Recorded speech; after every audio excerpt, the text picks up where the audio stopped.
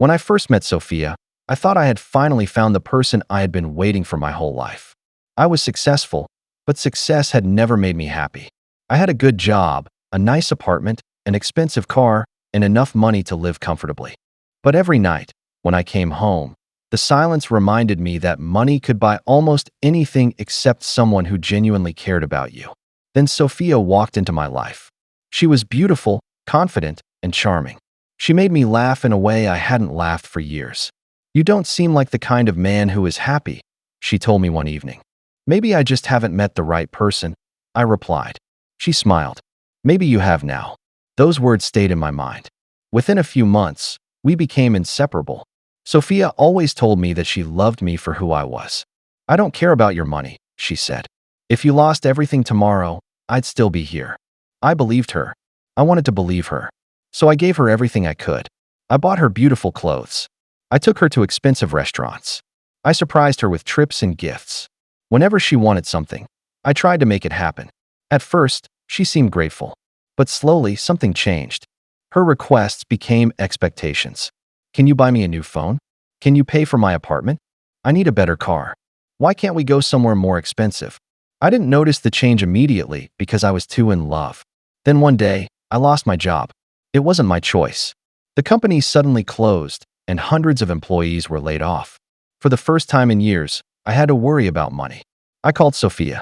"I'm not working right now," I told her, "but I'll find another job.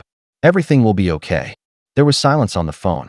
Then she said, "So, what are we going to do?" "We'll get through it together," I answered. She didn't reply. A few days later, she became distant. She stopped calling. She stopped asking how I was. When I invited her to dinner, she said she was busy. Finally, I went to see her. I knocked on her door. She opened it, but there was no smile. "We need to talk," she said. My heart sank. "About what?" She looked at me and sighed. "I don't think this relationship is working anymore." I couldn't believe what I was hearing. "Why? You're not the same anymore." "I'm still the same person." "No," she said. "Your situation has changed." That sentence broke something inside me. I looked at her for a long moment. "So that's what this is about?" She didn't answer. I laughed sadly. "All those times you told me you loved me even if I lost everything." "I meant it at the time," she whispered. I realized then that she hadn't loved me. She had loved the life I could provide. She loved the restaurants, the vacations, the gifts, the expensive apartment. She loved my money. But she never truly loved me. I left her apartment that night without arguing. For the first time, I understood something important. Losing my job had not made me poor.